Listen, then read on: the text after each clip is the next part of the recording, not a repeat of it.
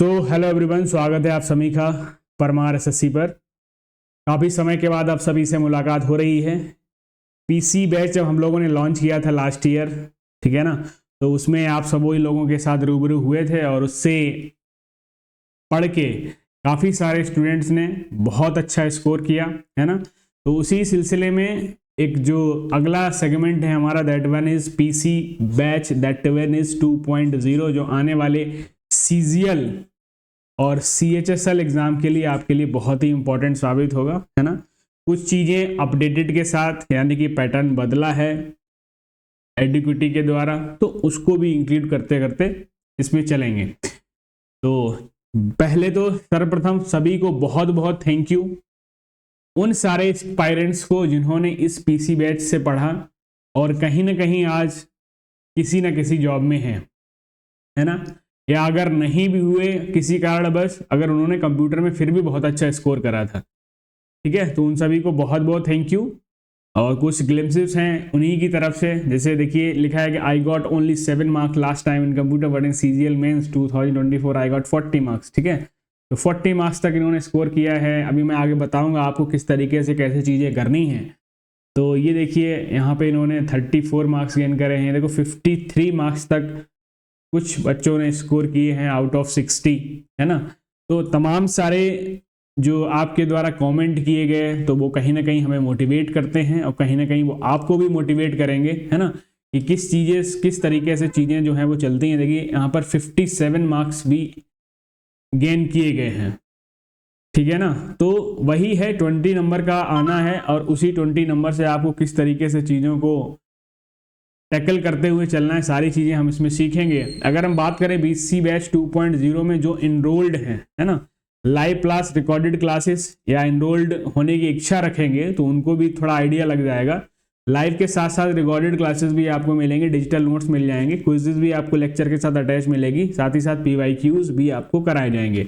उसके साथ जो इसमें इनरोल्ड होंगे तो 10 मॉक टेस्ट जो हैं वो आपको फ्री मिलेंगे एग्जाम से पहले। अगर मैं बात करूं थोड़ा सा सिलेबस की, क्योंकि ये डिस्कस करना इसलिए 10 मिनट का इसलिए डिस्कस करना जरूरी है कि हो सकता है कि चीज़ें हम लोग किस डायरेक्शन में करें, थोड़ा सा आइडिया मिल जाए। अच्छा मुझे ये पढ़ना है, इतना पढ़ना है, इतनी डायरेक्शन में चलना है, तो आपका एक प्रेशर जो है वो कहीं ना कहीं कम होगा, रिलैक्स मिलेगा और चीज़ें आसान तरीके से कंप्लीट होती हुई चलेंगी।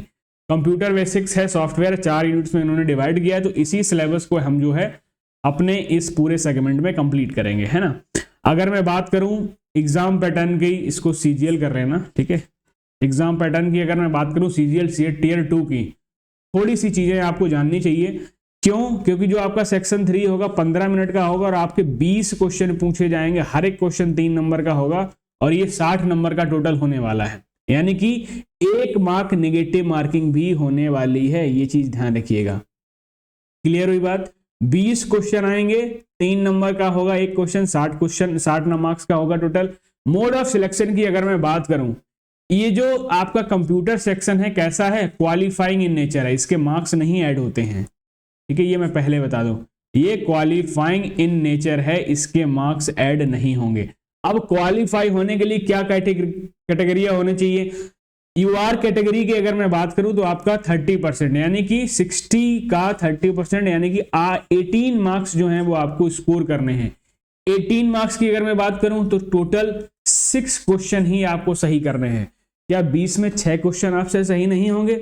बहुत सारे स्टूडेंट का पिछली बार ये इसी वजह से रहा कि इन्होंने क्वालिफाई नहीं कर पाया। क्यों?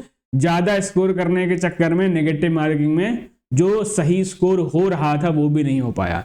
20 में सिर्फ 6 क्वेश्चन सही करने हैं। ओबीसी ईडब्ल्यूएस की बात करें तो सिर्फ 15 मार्क्स, यानी कि आपको सिर्फ 5 क्वेश्चन सही करने हैं। बाकी अदर कैटेगरीज की बात करें तो सिर्फ आपको 4 क्वेश्चन ही सही करने हैं। तो क्या 20 में आपको इतना सही नहीं करना है? तो इसीलिए कंप्यूटर को आपको ज्यादा प्रेशर न देते हुए क्लास में बिल्कुल इत्मीनान से पढ़िएगा। यही क्लास में सारी चीजें क्लियर करिए, बाकी टाइम जो है आप अपना रिवीजन के लिए रख के चलिएगा। क्लियर है ना? तो 6 क्वेश्चन, 5 क्वेश्चन, 4 क्वेश्चन, इतना ही आपको करना है। लेकिन ये तो हो गई क्वालिफाई की बात, लेकिन एक चीज और सीजीएल ने ऐड करी है अपने नोटिफिकेशन में, एसएससी ने, तो कह रहा है कि section 3 of paper 1 computer knowledge test is mandatory but qualifying in nature, however while shortlisting the candidate for the post where computer proficiency is prescribed, जहां पर कुछ पोस्ट में कंप्यूटर प्रोफिशिएंसी जो है प्रिस्क्राइब्ड करी गई यानी कि इंपॉर्टेंट है, तो उन पोस्ट में आपने अगर ज्यादा स्कोर किया है तो वरीयता आपको दी जाएगी। सपोज दैट एक ए स्टूडेंट है, उसने स्कोर किया है 28, एक बी स्टूडेंट है, उसने स्कोर किया है 18, यानी कि क्वालिफाई देखो दोनों हैं। क्वालिफाई अगर मैं एक जनरल कैटेगरी की बात करूं तो वहां से दोनों क्वालिफाई हैं, लेकिन अगर आप कहिए कि इंस्पेक्टर पोस्ट के लिए इन दोनों में से अगर किसी को लेना या और भी जितनी भी पोस्ट दी हुई हैं, इनमें अगर इन दोनों में से एक सीट बची है तो इन दोनों में अगर लेना होगा तो किसको लिया जाएगा? 28 वाले को लिया जाएगा। क्यों? क्योंकि उसके कंप्यूटर में मार्क्स ज्यादा हैं इसलिए। तो सबसे पहला आपको क्या ध्यान रखना है, पहले तो टारगेट बनाना है कि मेरा पेपर जो है वो कंप्यूटर का क्वालिफाई होना चाहिए। जब आपको समझ में आ गया कि हाँ हमने 6 क्वेश्चन अब प्योर पक्के पक्के सही कर लिए हैं, उसके बाद आप जाइए कि मैं अगर लगता है आप कॉन्फिडेंट हो पर्टिकुलर क्वेश्चन के लिए तो ही आप उसको अटेम्प्ट करिए, अन्यथा अटेम्प्ट ना करिए, नहीं तो क्वालिफाई भी नहीं हो पाओगे। ठीक है ना? तो पहले टारगेट बनाइए क्वालिफाई करने का, यानी कि 6 क्वेश्चन पहले सही करिए। उसके बाद लगे हाँ अगर कोई क्वेश्चन मुझे आ रहा है, कॉन्फिडेंट हो उस क्वेश्चन के लिए तो ही उसको अटेम्प्ट करना, अन्यथा नहीं अटेम्प्ट करना। ठीक है? तो इस चीज को भी ध्यान रखना है, ज्यादा से ज्यादा भी स्कोर करना है पर्टिकुलर पोस्ट के लिए। सीएचएसएल टीयर 2 की अगर मैं बात करूं तो वहां भी सेक्शन 3 में आपको 15 मिनट मिलेंगे। यहां भी 15 क्वेश्चन है, वहां 20 थे, यहाँ 15 क्वेश्चन, हर एक क्वेश्चन 3 नंबर का होगा, यानी कि 45 marks.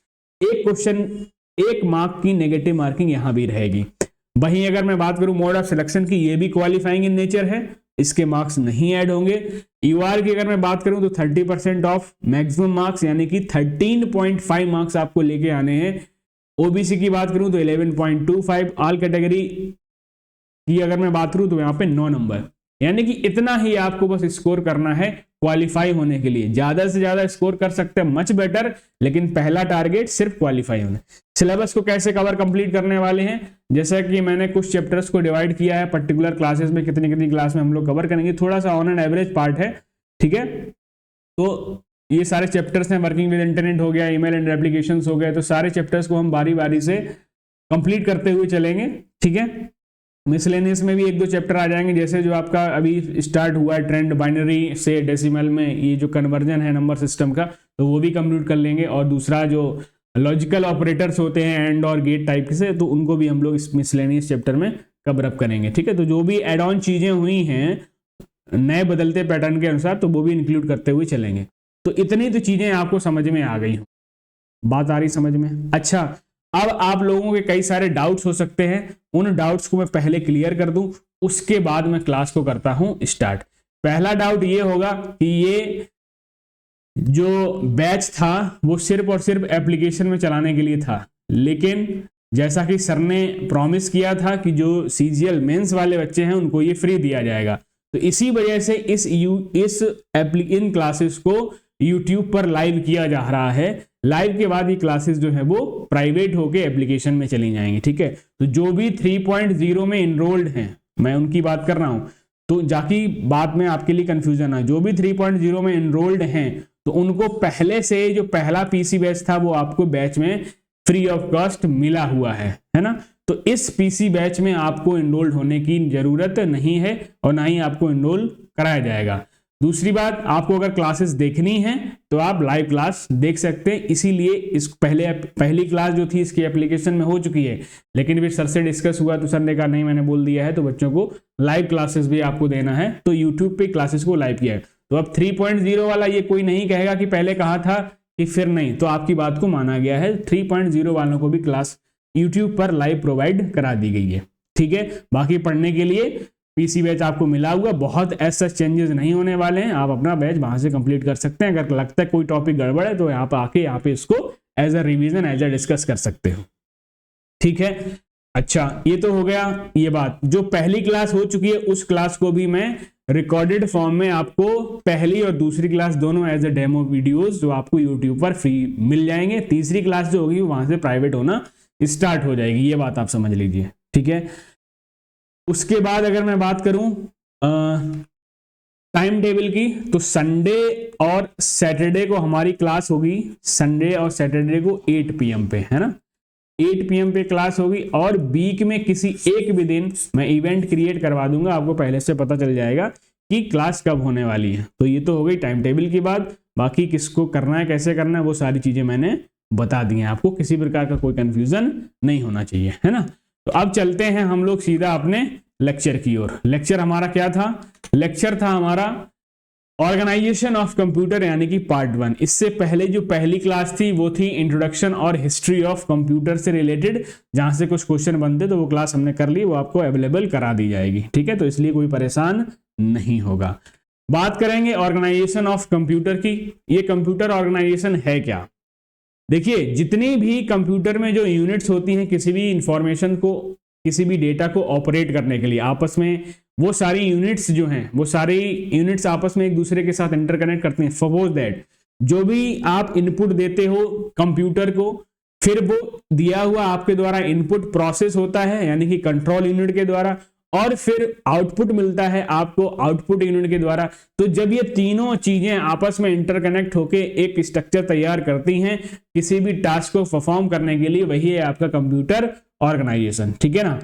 Computer organisation deals with the operational units and their interconnection that realise the architectural specifications of a computer. It focuses on how the hardware works, not what it does, ठीक है ना। इस तरीके से सारी चीजें जो है वो ऑपरेट होती हैं। अब इसी के बारे में हम लोग डिस्कस करेंगे। वर्किंग प्रिंसिपल्स ऑफ कंप्यूटर की अगर मैं बात करूं, तो सबसे पहले आपका क्या होता है, यानी कि कोई भी प्रोसेस अगर आप काम करवाओगे कंप्यूटर से, तो इनपुट देना पड़ेगा, फिर उसी इनपुट के अकॉर्डिंग कंप्यूटर क्या करेगा, प्रोसेस करेगा, फिर वही क्या कर देगा, आपको आउटपुट दिखा देगा। आउटपुट के बाद वो सारी चीजें फॉर द फ्यूचर रेफरेंस वो मेमोरी यूनिट में उसके अंदर स्टोर रहती हैं। तो ये बेसिक सा वर्किंग प्रिंसिपल है किसका, कंप्यूटर का। अगर इनकी प्रोसेसेस की बात करूं तो क्या करता है, ये इनपुट भी करता है चीजों को, है ना, और चीजों को स्टोर भी करता है, स्टोर के बाद प्रोसेस भी करेगा, ठीक है, आउटपुट भी देगा आपको, कंट्रोल भी करता है। तो ये चारों पांचों प्रोसेसेस जो हैं, प्रिंसिपल्स जो हैं, वो किसी भी कंप्यूटर सिस्टम के द्वारा किए जाते हैं। बात करते हैं कंपोनेंट्स ऑफ कंप्यूटर सिस्टम की। एक बेसिक सा कंप्यूटर सिस्टम अगर आपके पास है तो आपको ये सारे कंपोनेंट्स जो हैं वो देखने को मिलेंगे। बात करते हैं कंपोनेंट्स ऑफ कंप्यूटर में। सबसे पहली जो यूनिट है वो है हमारी इनपुट यूनिट, है ना। तो आज की क्लास में हम लोग इनपुट यूनिट और आउटपुट यूनिट को, जो कि एक क्वेश्चन पूछा जाता है, यहां से एक क्वेश्चन आपका जरूर पूछा जाता है, 1 से 2 क्वेश्चन जो पूछ लिया जाता है इनपुट एंड आउटपुट डिवाइसेस से रिलेटेड, है ना। इनपुट और आउटपुट डिवाइसेस से रिलेटेड जो क्वेश्चन पूछ लिया जाता है, तो इस क्लास से इन 1 या 2 क्वेश्चन की समस्या से समाधान हो जाएगा आपका, ठीक है। तो आज की क्लास में हम लोग इनपुट यूनिट और आउटपुट यूनिट को फिनिश करेंगे। उसके बाद जो ये वाला पार्ट है ये दूसरे पार्ट में जाएगा, क्योंकि ये स्टोरेज यूनिट, मेमोरी यूनिट पूरा उसका पार्ट है, तो हम लोग उसको अलग से करेंगे। तो आज की क्लास में इनपुट और आउटपुट यूनिट दोनों को ही डिस्कस करते हैं, है ना। इनपुट यूनिट हो गया। अब देखो, स्टोरेज यूनिट को ही मेमोरी यूनिट और सिस्टम यूनिट के अंतर्गत आ जाता है। मदरबोर्ड आपका सीपीयू आ गया, प्राइमरी और मेन मेमोरी आ गया। तो ये कंपोनेंट्स ऑफ कंप्यूटर हैं, जिस तरीके से कैसे पर्टिकुलर डिवाइस में यूनिट में डिवाइड करा गया है। अगर थोड़ा स्ट्रक्चर के फॉर्म में अगर मैं बात करूं, तो एक तो हो गई हमारी इनपुट यूनिट, दूसरी ये हो गई पूरी की पूरी सिस्टम यूनिट, और ये आपकी आउटपुट यूनिट। अब सिस्टम यूनिट के अंदर कंट्रोल यूनिट आ गई, ठीक है। अब कंट्रोल यूनिट में आपका जो पूरा का पूरा सीपीयू होता है, कंट्रोल करता है, ठीक है। एएलयू भी होता है आपका, मेमोरी यूनिट भी होता है। अभी आगे चीजें सारी की सारी जब हम सिस्टम यूनिट को पढ़ेंगे तो सारी चीजें क्लियर होंगी कि कैसे सीयू काम करता है, कैसे एएलयू काम करता है, और कैसे मेमोरी यूनिट जो है वो काम करती है ना। तो आज की क्लास में हम लोग डिस्कस करते हैं यूनिट, इनपुट यूनिट और आउटपुट यूनिट को, ठीक है। अगर हम उससे पहले अगर हम जाने कि बेसिक नीड्स क्या होती है किसी भी कंप्यूटर की, तो कोई भी कंप्यूटर बिना हार्डवेयर और सॉफ्टवेयर के नहीं चल सकता। अगर हार्डवेयर की कमी है तो भी नहीं होगा, अगर सॉफ्टवेयर की कमी है तो बिल्कुल भी नहीं हो सकता है। दोनों की रिक्वायरमेंट होती है। अगर मैं हार्डवेयर की बात करूं कि हार्डवेयर क्या, जो कि मैंने पहली क्लास में आपको बताया भी था, जितनी भी कंप्यूटर से रिलेटेड फिजिकली चीजें जिनको आप टच कर सको, ठीक है। मॉनिटर है, सीपीयू है, आपका कीबोर्ड है, माउस है, जो भी चीजें आप फिजिकली टच कर सकते हो, अगर बहुत आसान भाषा में बोलें, ठीक है, जो किसी कंप्यूटर के साथ एक्सटर्नली या फिर इंटरनली कनेक्टेड होती हैं, ठीक है, कुछ ऐसे पार्ट्स की बात करें, कुछ ऐसी मशीन्स, छोटे छोटे पार्ट्स की बात करें, तो उनको सबको बोलते हैं क्या, hardware. A computers hardware consist of its physical parts including it's internal pieces and connected external device. जो भी कुछ इसके इंटरनल पार्ट हैं या कुछ एक्सटर्नल डिवाइस उसके साथ कनेक्ट होती हैं, तो वो सबके सब क्या है, हार्डवेयर हैं। अगर मैं बात करूं, अब जैसे कंप्यूटर हार्डवेयर की बात, जैसे देखो प्रिंटर है, एसएमपीएस है, अब जल्दी से कमेंट सेक्शन में बता दो एसएमपीएस का फुल फॉर्म क्या होता है ना। बाकी ये चीजें आगे मिलेंगी आपको। एसएमपीएस का फुल फॉर्म बता दो, है ना। रैम हो गई, प्रोसेसर है, मदरबोर्ड है, ऑप्टिकल ड्राइव है, ये सब के सब क्या है, हार्डवेयर है। और भी बहुत सारी चीजें। दूसरा अगर सॉफ्टवेयर की बात करूं, तो सॉफ्टवेयर बेसिकली क्या, ये सेट ऑफ इंस्ट्रक्शंस होता है। किसी भी प्रोग्राम को डिजाइन करने के लिए एक सेट ऑफ इंस्ट्रक्शंस तैयार किया जाता है, ताकि उसके उन सेट ऑफ इंस्ट्रक्शन से पर्टिकुलर ऑपरेशन कंप्यूटर के द्वारा करवाया जा सके। अब जैसे जितने भी एप्लीकेशन बनते हैं, जितनी भी ऑपरेटिंग सिस्टम है ना, जितनी भी आपके एप्स बनते हैं, तो वो सबके सब क्या है, एक कोडिंग पे ही तो बनते हैं, एक सेट ऑफ इंस्ट्रक्शंस ही तो होता है, जो किस कैटेगरी में आता है, सॉफ्टवेयर में आता है। तो सॉफ्टवेयर क्या है, basically it is a set of instructions, data और programs used to operate computers and execute specific task. It is the opposite of hardware. अब ये क्वेश्चन जो है वो पूछा गया एग्जाम में, यहां पर FIV कर दिया और ये सारी चीजें पूछ ली गई। तो ये भी चीजें पता होनी चाहिए कि सॉफ्टवेयर क्या, हार्डवेयर समझ गए और सॉफ्टवेयर समझ गए, ठीक है ना। एग्जांपल्स ऑफ सॉफ्टवेयर, जितने भी आपके एप्लीकेशंस हैं, चाहे वो मोबाइल एप्लीकेशन हो, चाहे वो डेस्कटॉप पे जितने भी एप्लीकेशंस हो, सॉफ्टवेयर्स हो, सब इसी में आते हैं। जितने भी आपकी ऑपरेटिंग सिस्टम्स हैं, वेब ब्राउजर्स हैं, सब सॉफ्टवेयर का ही पार्ट। डिस्कस करते हैं इनपुट और आउटपुट डिवाइसेस, जो कि हमें इनपुट यूनिट और आउटपुट यूनिट से पढ़ना है। इनपुट डिवाइस की अगर मैं बात करूं, यानी कि इनपुट यूनिट की अगर मैं बात करूं, तो उसमें आता है आपका इनपुट डिवाइस। अब इनपुट डिवाइस क्या, वो सारी की सारी डिवाइसेस जिस माध्यम से आपके द्वारा दी हुई इंफॉर्मेशन कंप्यूटर सिस्टम में रिसीव करी जाती है। यानी कि जो भी कम्युनिकेशन हो रहा है कंप्यूटर सिस्टम में और आपके बीच में। आपने कहा मैं कीबोर्ड में H प्रेस करूंगा, तो H प्रेस जब आपने की तो वो कंप्यूटर सिस्टम में गया, यानी कि वो H का इंस्ट्रक्शन गया, तो आपको डिस्प्ले पर, जैसे आप मदरबोर्ड माइक्रोसॉफ्ट वर्ड पे काम कर रहे हैं, तो जैसे आपने H प्रेस की तो आपको स्क्रीन पर H दिखाई दिया।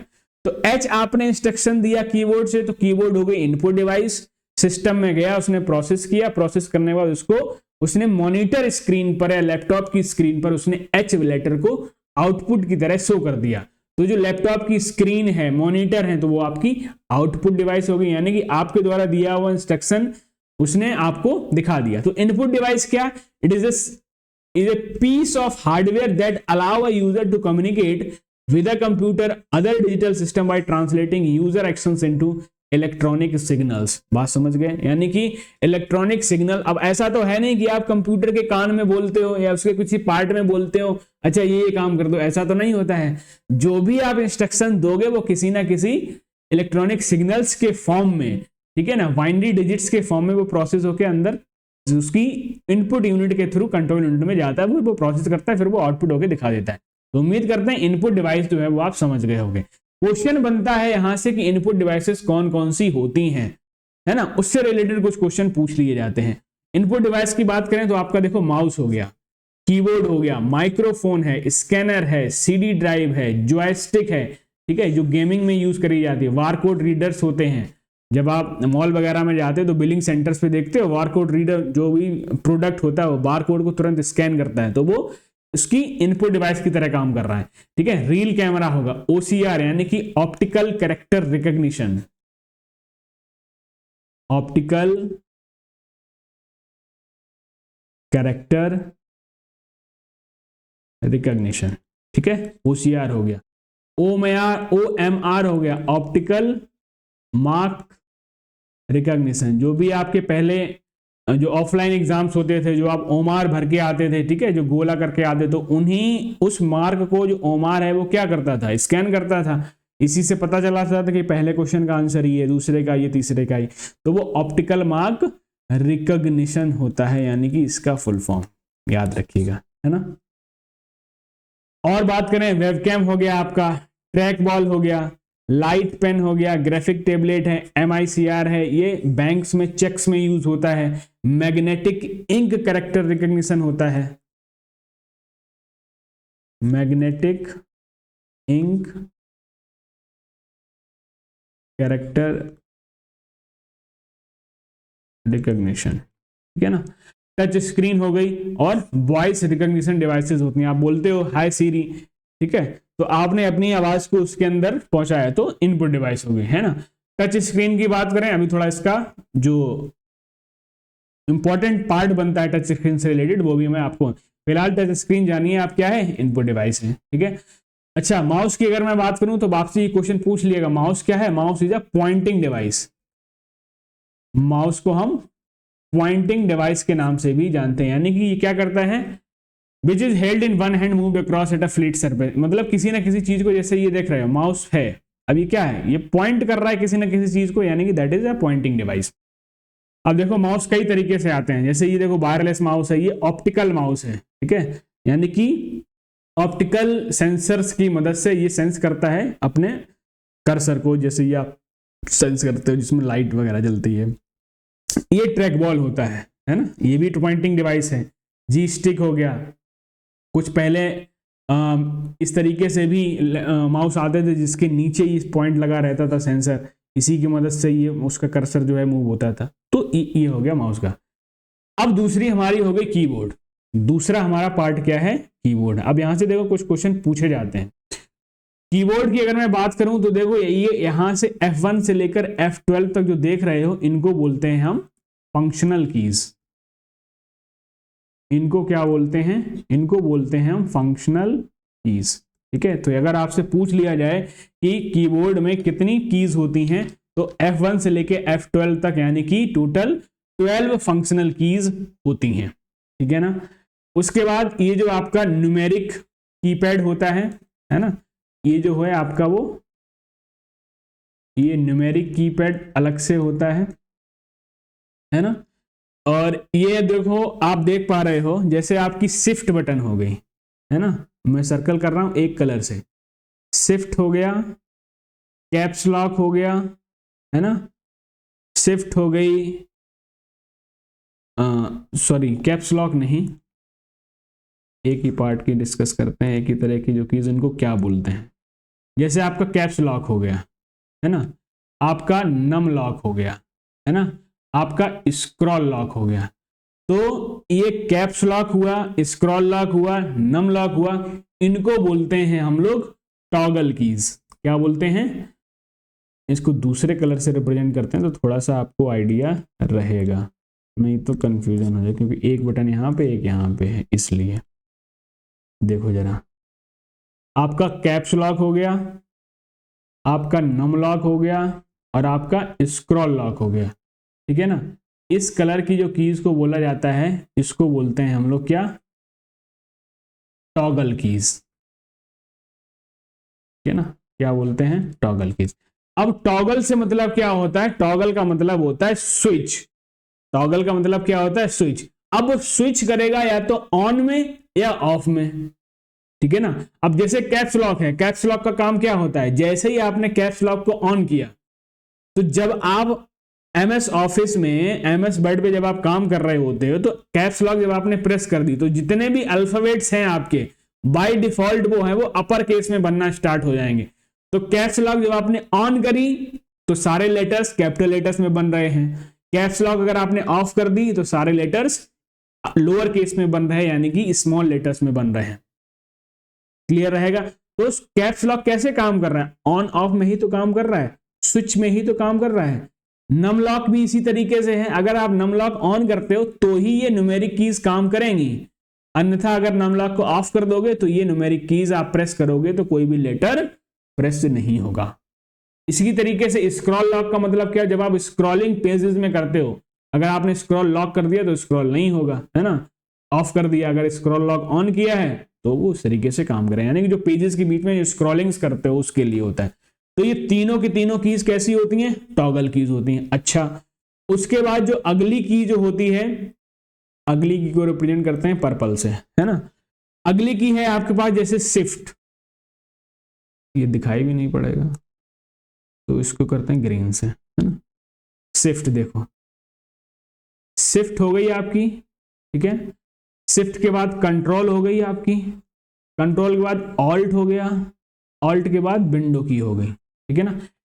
शिफ्ट हो गया, ऑल्ट हो गया, कंट्रोल हो गया, और ये जो कीज हैं, ये कीज कैसी होती, इनको बोलते हैं मॉडिफायर कीज, ठीक है ना। जो ये ग्रीन कलर से हैं इनको आप समझ लेना, ये ग्रीन कलर से क्या है, मॉडिफायर की बोलते हैं। अब देखो इनके नाम से ही क्लियर है, मॉडिफाई, मॉडिफाई मतलब होता है कॉम्बिनेशन के साथ, मॉडिफाई का मतलब कॉम्बिनेशन के साथ। ये कीज जो है वो किसी न किसी लेटर के कॉम्बिनेशन के साथ वर्क करती हैं। आपने शिफ्ट ए प्रेस किया तो कैपिटल लेटर बन गया, आपने कंट्रोल के साथ ए प्रेस किया तो पूरा का पूरा टेक्स्ट सिलेक्ट हो गया। तो ये जो की है अकेले काम नहीं कर रही है, ये किसी ना किसी कॉम्बिनेशन के साथ काम कर रही है। तो याद रखना है, जो कीज कॉम्बिनेशन के साथ वर्क करती हैं उनको मॉडिफायर कीज बोलते हैं। तो शिफ्ट हो गया, कंट्रोल हो गया, विंडो की हो गई और ऑल्ट की हो गई, ये सारी, जैसे ऑल्ट F4 है तो सिस्टम क्या होता है, या कोई प्रोग्राम है वो ओपन होता है, क्लोज हो जाता है ना। तो मॉडिफाई यानी किसी न किसी कॉम्बिनेशन के साथ काम किया, तो कैप्स शिफ्ट ऑल्ट विंडो की ये सारी कीज कैसी की होती हैं, मॉडिफायर कीज होती हैं, ठीक है ना। अच्छा, उसके बाद आप कहेंगे जस्ट अ मिनट, जैसे ये आपकी स्केप है ना, ये आपकी टैब की है, ये आपकी स्पेस बार है, ये स्पेशल पर्पस कीज होती हैं, है ना। ये क्या होती हैं, इज है जो रेड कलर से हैं, ये होती हैं आपकी स्पेशल पर्पस कीज। जैसे स्केप का अगर मैं बात करूं तो जैसे जो भी कोई प्रोसेस हो रही होती है, जो भी आपने कमांड दी उसको कैंसिल करने के लिए स्केप बटन का हम यूज करते हैं। जैसे आप फाइल को सेव कर रहे हैं, आप चाहते हो उसको ना सेव, तुरंत स्केप दबा दो तो सेव फाइल नहीं होगा। सपोज दैट आप स्लाइड्स ऑन कर दिए पावर पॉइंट में, आपने स्केप दबा दिया तो यानी कि वो नहीं होगा। टैब क्या काम करता है, जो भी आपके अवेलेबल ऑप्शंस होते हैं किसी भी विंडो में, तो उन पर ये साइकिल वाइज स्विच करता है। अब जैसे आपने MS ऑफिस खोल के रखा है, MS वर्ड खुला हो, तो फाइल है, फिर होम मेन्यू है, तो अगर पहला ऑप्शन फाइल पे था तो टैब दबाते ही तुरंत एक्टिवेट हो जाएगा होम पे। अगर आपने टैब के बाद होम पे है उसके बाद एंटर प्रेस करी तो होम मेन्यू जो है वो एक्टिवेट हो जाएगा। तो किसी भी विंडो में अगर आपको साइकिली अगले ऑप्शंस पर साइकिल में मूव करना है तो टैब की का यूज करते हैं। बाकी MS वर्ड में आप जब टेक्स्ट फॉर्मेटिंग करते हो, डॉक्यूमेंट डिजाइन करो, तो वहां भी टैब के अलग अलग यूज है, तो वर्ड में हम उसका अलग से पढ़ेंगे, ठीक है। तो यहां से देख पा रहे हो आप भाई, ये नंबर भी, ये वाली कीज भी हैं, है ना, ये वाली की, ये देखो एंटर हो गई, शिफ्ट हो गई, और ये दोनों साइड में कंट्रोल ऑल्ट विंडो दी रहती है। ये वाली कीज जो होती है वो उसी तरीके से काम करती है जिस तरीके की माउस की राइट की काम करती है ना। तो जैसे किसी भी विंडो के अगर आपको सब मेन्यू ओपन करना होता है तो आपको इस की को प्रेस करते हुए ही उस फाइल को सेलेक्ट करने के बाद इसको ओपन करेंगे, तो वो उसी तरीके से काम करता है जैसे एंटर की माउस की राइट की काम करती है।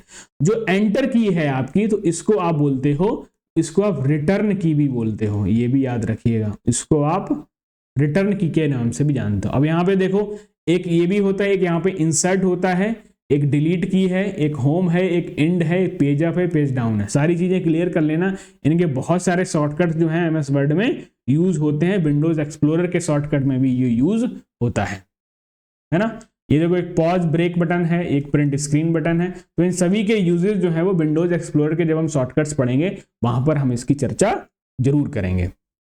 बढ़ते हैं आगे। कीबोर्ड में देखो, मोस्ट कॉमन लेआउट, अगर कीबोर्ड की अगर मैं बात करूं तो मोस्ट कॉमन लेआउट आपको कौन सा मिलता है, आपको यही मिलता है QWERTY वाला, है ना, QWERTY। फंक्शन कीज की बात करें तो ये F1 से लेकर F12 तक। मॉडिफायर मैंने आपको बता दिया जो कॉम्बिनेशन के साथ होती है। तो कॉम्बिनेशन के साथ कौन कौन होता है, कंट्रोल हो गया, है ना, आपका शिफ्ट हो गया, कंट्रोल हो गया, शिफ्ट हो गया, उसके बाद आपकी ऑल्ट बटन हो गई, उसके बाद आपकी ऑल्ट बटन हो गई, ठीक है, विंडो की हो गई। ये सारी क्या है, मॉडिफायर कीज हैं। टॉगल कीज की अगर मैं बात करूं, मैंने आपको बताया toggle keys are those which switch between two exchange, या तो ऑन ऑफ में अगर जब बात करते हैं यानी कि इनेबल डिसेबल में जब काम होता है, टॉगल यानी कि कैप्स लॉक, ठीक है, नम लॉक, स्क्रॉल लॉक, ये सारी कीज कैसी हैं, टॉगल कीज हैं। स्क्रॉल लॉक की अगर मैं बात करूं तो मैंने आपको बताया जब आप किसी भी पेज में किसी भी ऐसे मोड पे जब आप काम कर रहे हो जहां पर विंडो की स्क्रॉलिंग या फिर डॉक्यूमेंट की स्क्रॉलिंग की जरूरत होती है, जैसे आप किसी भी वेब पेज पर आप स्क्रॉलिंग कर रहे हो किसी भी वेब पेज की, तो उसको ऑन ऑफ करने के लिए स्क्रॉल की का यूज किया जाता है। अब देखो एक साथ देख लेते हैं इनपुट डिवाइसेस, तमाम सारी इनपुट डिवाइसेस को मैंने एक साथ कर दिया है, आप यहां से देख सकते हो, ठीक है। जो भी ऑप्टिकल रिकॉग्निशन टेक्नोलॉजीज हैं जैसे OCR optical character recognition, text recognise करता है। OMAR की मैं अगर बात करूं तो मार्क एरिया डिटेक्शन होता है, ठीक है, ऑप्टिकल मार्क रिकॉग्निशन होता है। MICR की बात करूं मैग्नेटिक इंक कैरेक्टर रिकॉग्निशन, ये चेक प्रोसेसिंग में यूज होता है, यानी कि जो बैंक्स में जो चेक्स होती हैं उनको रीड करने के लिए हेल्प होता है MICR। आई थिंक सारी चीजें जो है आपको क्लियर होती हुई चल रही होंगी। अगर किसी का भी कोई डाउट है please drop in the comment section, है ना, कमेंट में अपने डाउट को जरूर ड्रॉप करिएगा। और क्लास अगर अच्छी लग रही है तो एक पॉजिटिव कमेंट, ठीक है, आपके द्वारा किया हुआ पॉजिटिव कमेंट जो है वो हमारे लिए कहीं ना कहीं एक एनर्जी का काम करता है, जिससे हम और एनर्जी के साथ आपके सामने प्रस्तुत होते हुए आते हैं, ठीक है। चलिए भाई, ठीक है, तो किसी तरीके का कोई भी अगर डाउट है तो आप एक बार जरूर कंफर्म करेंगे, है ना, कमेंट सेक्शन में। बात करते हैं, अब हम बात करते हैं आउटपुट यूनिट की।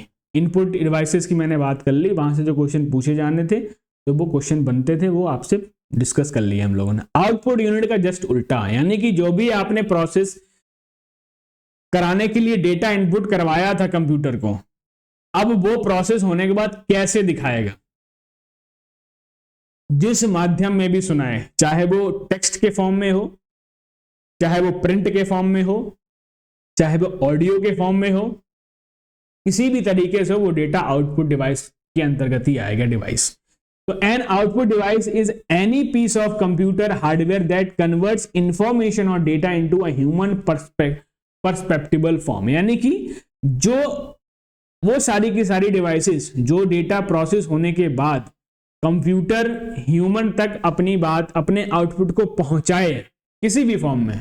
अब जैसे मॉनिटर है, डिस्प्ले के फॉर्म में उसने दिया हमको, स्पीकर है, साउंड के फॉर्म में दिया, प्रिंटर है, प्रिंटर ने हमें हार्ड कॉपी यानी कि एक पेज पर किसी भी डेटा को प्रिंट करके दिया। तो सबने अपने अपने काम को अलग अलग तरीके से किया। डिवाइसेस सारी किस में आएंगी, आउटपुट डिवाइस में आएंगी, ठीक है ना। आउटपुट डिवाइसेस की बात करें, जैसे मॉनिटर हो गया आपका, प्रिंटर है, प्लॉटर है। प्लॉटर क्या होता है, जो बड़े बड़े जो आपके ग्राफिक्स में जो बैनर्स प्रिंट करने के लिए यूज किया जाता है, प्लॉटर है। स्पीकर है, टच स्क्रीन है। अब देखो आप कहोगे टच स्क्रीन तो इनपुट में भी था, अब टच स्क्रीन आउटपुट में भी है, ये कैसे हो गया। तो आपको देखो डाउट क्लियर करते हैं। जो आपकी मोबाइल की टच स्क्रीन होती है या किसी भी डिवाइस की टच स्क्रीन हो, तो उस टच स्क्रीन से आप दो काम करते हो। कैसे, जब आप व्हाट्सएप कर रहे थे, अगर मैं एक एग्जांपल के तौर पे बात करूं, तो व्हाट्सएप पर जब आप किसी से चैट कर रहे थे तो आपने अपना मैसेज यहां पे टाइप किया, तो टाइप आपने उसी टच स्क्रीन पे ही तो किया, और जब आपने सेंड कर दिया तो आपका मैसेज आपके फोन से सर्वर के थ्रू दूसरे मोबाइल में पहुंच गया मैसेज आपका। तो आपने वो मैसेज इनपुट किया ना, किसकी मदद से, टच स्क्रीन की मदद से।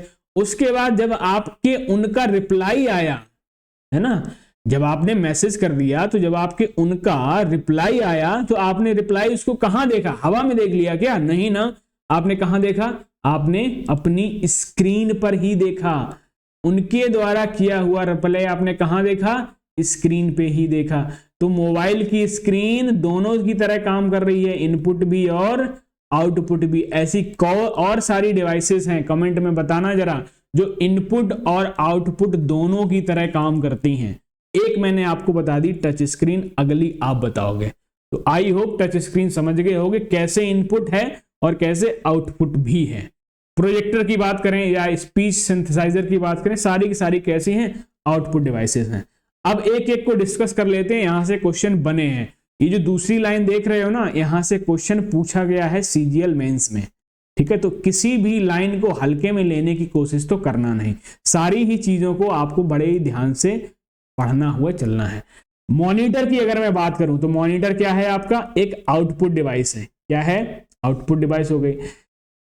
The device mostly use for viewing output, जो भी आउटपुट देखने के लिए हम यूज करते हैं ना मॉनिटर, इसको हम क्या कहते हैं, विजुअल डिस्प्ले यूनिट, यानी कि वीडीयू भी कहते हैं। यही क्वेश्चन आपसे पूछा गया था कि which of the following in output device is also known as VDU, ये क्वेश्चन में था और ऑप्शन 4 थे, उसमें एक मॉनिटर भी था, तो आपको मॉनिटर टिक करना था, ये क्वेश्चन पूछा गया था। तो विजुअल डिस्प्ले यूनिट यानी कि मॉनिटर क्या है आपका, वीडीयू है ना। Monitors clarity is based on the resolution, देखिए मॉनिटर की रिजोल्यूशन, जो जितना ज्यादा रिजोल्यूशन होगा मॉनिटर स्क्रीन पर इमेजेस की जो क्वालिटी है वो उतनी ज्यादा, जो अभी आपका ग्राफिक्स आपके मॉनिटर पे दिख रहा होगा वो उतना ही ज्यादा क्लियर होगा। रिजोल्यूशन किस में मेजर किया जाता है भाई, डीपीआई में, डॉट्स पर इंच में, और ईच डॉट इज कॉल्ड, और जो छोटा सा एक डॉट होता है जिससे इमेजेस बनी हुई होती है, अगर आपसे पूछ ले तो basic unit of an image is that one is pixel, उसको क्या बोलते हैं, पिक्सल बोलते हैं। छोटी सी, अब ये पिक्सल जो होती है वो एक स्क्वायर के फॉर्म में होती है ना, एक डॉट के फॉर्म में होती है, तो ये छोटे छोटे पिक्सल्स जो है वो मिलके ही क्या एक इमेज का फॉर्म करते हैं, एक इमेज फॉर्मेशन करते हैं। तो यहां से कई सारे क्वेश्चन जो है वो आपको क्लियर हो जाने चाहिए। अगर हम मॉनिटर को कनेक्ट करने की बात करें अपने सिस्टम के साथ, है ना, वो VGA केबल से कर सकते हो। हम जब एक चैप्टर पढ़ेंगे पोर्ट वाला तो वहां सारी चीजें हमको लोग डिस्कस करते हुए चलेंगे, है ना। HDMI के साथ भी हम मॉनिटर को कनेक्ट कर सकते हैं अपने केबल के साथ। अब कमेंट सेक्शन में आपको इन दोनों के फुल फॉर्म बताने हैं, है ना, इन दोनों के फुल फॉर्म आपको बताने हैं, VGA और HDMI, ठीक है। टू कनेक्ट, मैं लिख दूं टू कनेक्ट मॉनिटर, बाकी जब हम पोर्ट वाला चैप्टर पढ़ेंगे तो ये सारी चीजें पढ़ लेंगे। मॉनिटर को कनेक्ट करने के लिए VGA केबल या फिर HDMI केबल के साथ हम अपने सिस्टम के साथ इसको कनेक्ट कर पाते हैं। तो चीजें क्लियर हुई होंगी, हिंदी वाले यहां से अपना देख लेंगे एक बार। अब देखो मैं पिक्सल की बात कर रहा हूं, जैसे अगर कोई एक इमेज है, अगर मैं छोटा सा इसका पार्ट उठाऊं तो देखो ये छोटे छोटे स्क्वायर के फॉर्म में आपको दिख रहा है। तो किसी भी इमेज की जो सबसे छोटी यूनिट होती है वो क्या है, पिक्सल से ही बनी हुई होती है ना। दूसरा आपका मॉनिटर के टाइप्स की अगर मैं बात करूं, CRT जो सबसे, जब बहुत मैंने अपनी मतलब जहां तक मुझे ध्यान है, मैं क्लास 2nd या 3rd में था, तो इस तरीके से मॉनिटर जो है हमारे स्कूल में हुआ करते थे, ठीक है, इतने बड़े बड़े बड़ा हैवी, तो इनको CRT मॉनिटर बोला जाता है, यानी कि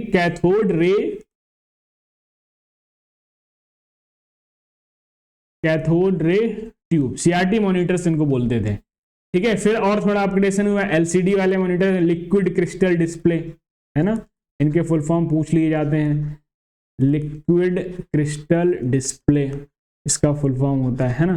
फिर और थोड़ा LED वाले मॉनिटर्स आने लगे, लाइट एमिटिंग डायोड,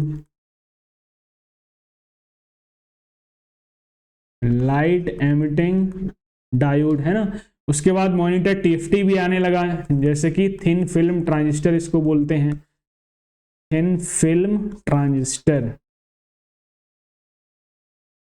ठीक है। तो ये तो होगी मॉनिटर की बात करते हैं अब हम प्रिंटर्स की, ठीक है। प्रिंटर किस तरीके से काम करता है, और प्रिंटर भी यहां से क्वेश्चन मिलते हैं प्रिंटर से, और प्रिंटर आपकी क्या है, एक आउटपुट डिवाइस है, ठीक है। प्रिंटर के अगर मैं टाइप्स की बात करूं, 2 तरीके का होता है, एक होता है आपका इंपैक्ट प्रिंटर और दूसरा होता है आपका नॉन इंपैक्ट। अब क्या इंपैक्ट क्या नॉन इंपैक्ट, चीजें क्लियर करते हैं आगे। अब देखो इंपैक्ट की अगर मैं बात करूं तो इंपैक्ट का मतलब होता है जो भी प्रिंटिंग हेड होता है, यानी जिस चीज से पेपर पर प्रिंट होता है तो उसका डायरेक्ट कांटेक्ट होता है पेपर के साथ। तो ऐसे प्रिंटर्स जिसमें जो प्रिंटिंग मटेरियल होता है उसका डायरेक्ट कांटेक्ट हो पेपर के साथ, these are all printers are called impact printers. और नॉन इंपैक्ट यानी कि जो भी प्रिंटिंग मटेरियल होता है, यानी कि प्रिंटिंग डिवाइस होती है, उसके अंदर जो भी प्रिंटिंग इक्विपमेंट होता है उसका अगर डायरेक्ट कांटेक्ट पेपर के साथ नहीं होता है, these are all called non impact printers, ठीक है ना। अच्छा, अब टाइप्स ऑफ प्रिंटर्स में ये जो टेबल आप देख रहे हो ना, ये बहुत इंपॉर्टेंट टेबल है, और इससे आपके मैं 20 से 25 MCQ से बन जाएंगे, ठीक है। लेकिन इस टेबल से आप आराम से इसको क्लियर करिए, काफी सारे क्वेश्चंस जो है आपसे पूछे जाएंगे तो वो बन सकते हैं। टाइप्स ऑफ प्रिंटर्स में आपको इम्पैक्ट पढ़ा और नॉन इम्पैक्ट पढ़ा। इम्पैक्ट में आपको कैरेक्टर प्रिंटर मिलता है और लाइन प्रिंटर मिलता है, दो तरीके से, इम्पैक्ट और कैरेक्टर और लाइन। अब कैरेक्टर में डॉट मैट्रिक्स हो गया। अब याद रखो कैसे करोगे, अब जैसे एक एक डॉट बनती है तो एक एक डॉट को हम क्या कंसीडर करते हैं, कैरेक्टर ही तो कंसीडर करेंगे। Daisy wheel printer, Daisy wheel printer भी कैसे प्रिंट करता है, कैरेक्टर बाय कैरेक्टर प्रिंट करता है। इम्पैक्ट प्रिंटर जो है जैसे आपका ड्रम प्रिंटर हो गया, चेन प्रिंटर हो गया, बैंड प्रिंटर हो गया, ये सारे के सारे कैसे होते हैं आपके, ये आपके लाइन प्रिंटर्स होते हैं, यानी कि लाइन बाय लाइन प्रिंट करते हैं। तो कैरेक्टर प्रिंटिंग की बात हो, इम्पैक्ट में कैरेक्टर और लाइन दोनों आ जाते हैं, है ना। डॉट मैट्रिक्स प्रिंटर कैरेक्टर का पार्ट है और डेजी व्हील किसका पार्ट है, ये भी कैरेक्टर का पार्ट है, यानी कि इम्पैक्ट प्रिंटर से। ड्रम हो गया, चेन हो गया, बैंड हो गया, ये सारे के सारे लाइन प्रिंटर्स के पार्ट हैं। दोनों की कैटेगरी किसमें है, इम्पैक्ट प्रिंटर्स में है। नॉन इम्पैक्ट की बात करें, जो आपके इंक जेट प्रिंटर्स होते हैं, लेजर प्रिंटर्स होते हैं, जो आपके थर्मल प्रिंटर्स होते हैं, ये सारे के सारे नॉन इम्पैक्ट का पार्ट है ना। तो अब कैसे कैसे ये चीजें वर्क करती हैं, इन पर्टिकुलर टाइप्स ऑफ प्रिंटर्स से भी क्वेश्चन पूछे गए हैं, तो उनको भी डिस्कस करते हैं। बात करते हैं हम इम्पैक्ट प्रिंटर्स की। इम्पैक्ट प्रिंटर मैंने बताया था क्या होते हैं, समझ गए। इम्पैक्ट प्रिंटर में है कैरेक्टर प्रिंटर। क्या होता है कैरेक्टर प्रिंटर्स, कैरेक्टर प्रिंटर्स वो सारे के सारे प्रिंटर्स जो कैरेक्टर बाय कैरेक्टर प्रिंट करते हैं, यानी कि एक समय पर एक कैरेक्टर को ही प्रिंट करते हैं, वो प्रिंटर कैसा, कैरेक्टर प्रिंटर है। यानी कि typically print only one character at a time. अब उसमें टाइप मिला डॉट मैट्रिक्स प्रिंटर का, यहां से क्वेश्चन पूछ लेगा। अब कैसे पूछेगा देखना जरा। Dot matrix printers are also known as print printers, pin printer के नाम से भी इसको जाना जाता है। These printers have matrix of pins on their print head, जो इसका प्रिंट हेड होता है उसी पर कैरेक्टर्स की पिन में ही उनको जो भी लेटर्स या जो भी कैरेक्टर होते हैं वो उसमें छपे हुए होते हैं। अब जैसे ही dot matrix printer print head के यानी कि पेपर के कांटेक्ट के साथ आता है, तो ऐसा मैकेनिज्म होता है, जैसे ही वो कांटेक्ट के साथ आएगा तो उस प्रिंट हेड में जो भी लेटर छपा हुआ होता है वो डायरेक्ट किस पे छप जाएगा, पेपर पे छप जाएगा। Dot matrix usually have 9 to 24 pins on it's print head. अभी फिगर में दिखाएंगे आपको। In dot matrix printer the printer mechanism moves both direction, यानी कि लेफ्ट टू राइट और राइट टू लेफ्ट। जैसे कि आपने देखा नहीं होगा, जो कुछ प्रिंटर्स ऐसे आते हैं, उनको जब प्रिंट पेज खत्म हो जाता है फिर से उसको लेफ्ट करते हैं, फिर से उसको राइट करते हैं, तो राइट लेफ्ट और दोनों डायरेक्शन में ये चीजों को प्रिंट करता है लाइन बाय, किसी भी लाइन में कैरेक्टर वाइज, ठीक है। Dot matrix printers are cheap and usually print 100 to 600 characters per second, ठीक है। 100 से लेकर 600 कैरेक्टर्स पर सेकेंड की स्पीड से ये प्रिंट कर सकता है। अब देखो स्पीड ऑफ कंप्यूटर प्रिंटर की अगर मैं बात करूं, अगर डॉट मैट्रिक्स प्रिंटर की स्पीड अगर पूछी जाए आपसे, तो डॉट मैट्रिक्स कैसा है, कैरेक्टर, मतलब कि कैरेक्टर प्रिंटिंग के अंतर्गत आता है, तो इसकी स्पीड किसमें मेजर कर सकते हैं, कैरेक्टर पर सेकंड में इसकी स्पीड मेजर कर। लेकिन आमतौर पर अगर आज की टेक्नोलॉजी के अकॉर्डिंग अगर देखें तो प्रिंटर्स की स्पीड जो है किसमें मापी जाती है, पीपीएम में, यानी कि पेज पर मिनट। एक मिनट में कितने पेज निकलता है उससे मतलब है ना। अब ये टेक्नोलॉजी वो धीरे धीरे मतलब लैप्स हो रही है, अब इनका यूज बहुत ही रेयर केस में होता है। देखो इस तरीके से होता है डॉट मैट्रिक्स प्रिंटर्स। देखो 7 पिंस, 9 पिंस, 18 पिन, 24 पिंस, इस तरीके का जो हेड होता है, और जैसे कि कॉन्टेक्ट के पेपर के कॉन्टेक्ट के साथ आता है तुरंत वो उस पर प्रिंट कर देता है चीजों को, ठीक है। दूसरा है आपका डेजी व्हील प्रिंटर्स। ये भी आपका इम्पैक्ट प्रिंटर का कैरेक्टर प्रिंटिंग वाला ही पार्ट है। Daisy wheel printers are impact printers used primary to achieve the quality found with typewriter. जैसे टाइपराइटर टाइप करते हैं उसी तरीके से। These printers have a wheel or disc that includes print heads and the ends of these print head have a molded metal character। अब इनकी जो print heads होते हैं इन्हीं पर ही एक मेटल का जो मोल्डेड मेटल होता है उसी पे कैरेक्टर जो है वो गुदे हुए होते हैं, छपे हुए होते हैं। When the print command is given, the printer rotates the disc with all its associated characters। जैसे ही प्रिंटर कमांड देता है तो उससे रिलेटेड जो कैरेक्टर्स उसको प्रिंट करने होते हैं तो वही उसको लेटर पे पेज पर वो कांटेक्ट में आके उसको प्रिंट करता जाता है।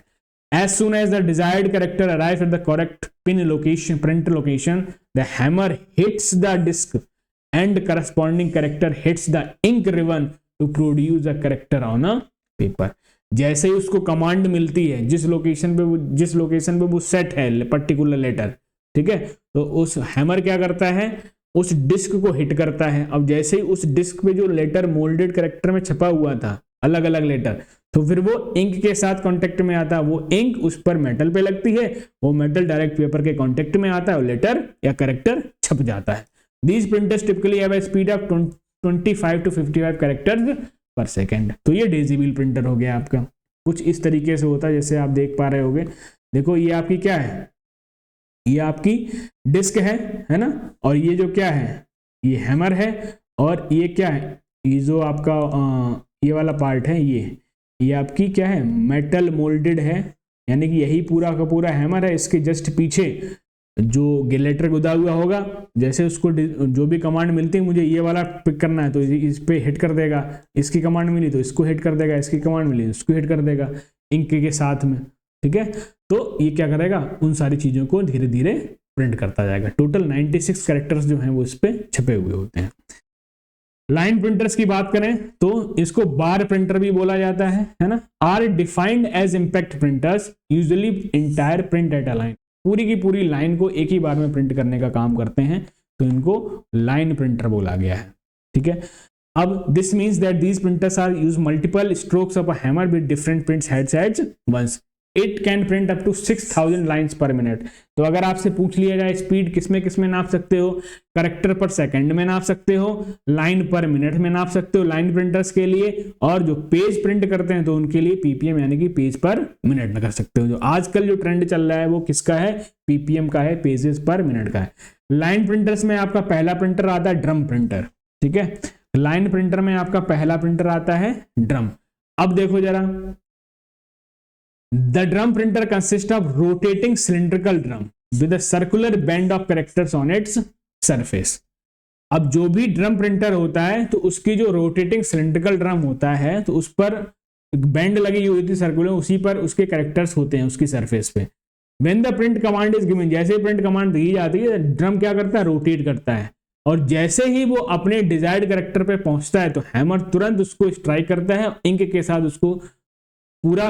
अब वो बिल्कुल सेम है जैसे आपका डेजी व्हील प्रिंटर था, उसी तरीके से काम। डेजी व्हील आपका line character bye character print करता था, लेकिन ये पूरी लाइन को एक साथ प्रिंट करता है। तो मल्टीपल हैमर जो है वो वन टाइम में हिट करते हैं पेपर को, ताकि पूरी की पूरी लाइन जो है वो एक ही टाइम में प्रिंट हो जाए।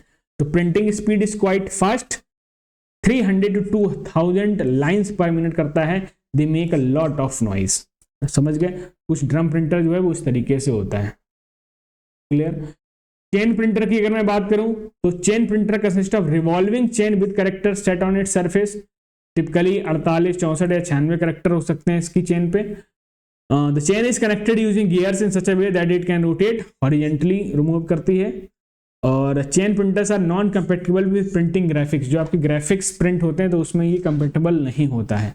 300 से 500 लाइन पर मिनट प्रिंट करता है, ये भी काफी ज्यादा नॉइज क्रिएट करता है। कुछ इस तरीके से होता है आपका चेन प्रिंटर।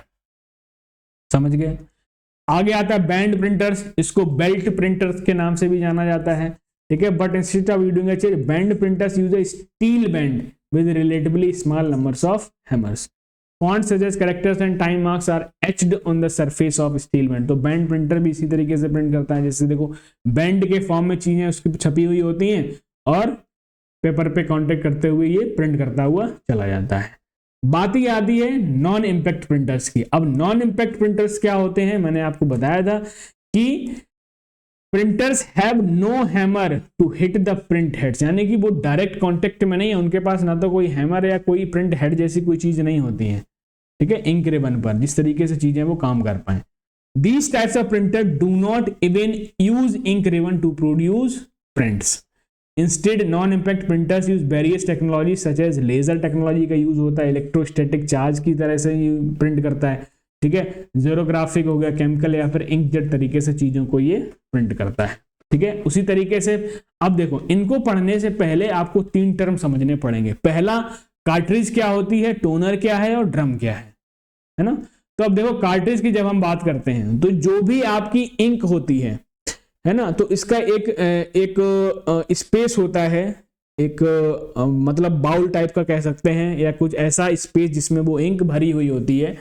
वो अलग अलग वर्जन्स के अकॉर्डिंग, जो अलग अलग टाइप के मॉडल्स हैं प्रिंटर्स के, उसके अकॉर्डिंग वो डिजाइन कर। लेकिन बात करें कार्ट्रिज की, तो कार्ट्रिज जो है वो देखो इंक कार्ट्रिज भी होती है, टोनर कार्ट्रिज भी होती है। इंक कार्ट्रिज में क्या होता है कि ये लिक्विड फॉर्म में इंक होती है, इंक की अगर बात करें। लेकिन टोनर जो की बात, टोनर कार्ट्रिज की अगर मैं बात करूं, तो टोनर कार्ट्रिज जो है वो पाउडर फॉर्म में होता है। जो इंक जो होती है वो पाउडर्ड फॉर्म में होती है। तो यही बेसिक डिफरेंस है कार्ट्रिज कि में दोनों तरह से आती हैं, इंक कार्ट्रिज भी होती है और टोनर कार्ट्रिज भी होती है। अ कार्ट्रिज इज अ कंटेनर, ठीक है, या कंटेनर हो सकता है, और रिप्लेसेबल यूनिट होती है in a printer that holds the ink और टोनर पाउडर। इंक जो है वो लिक्विड होती है, लिक्विड में होती है, और जो टोनर होता है वो पाउडर फॉर्म में होता है।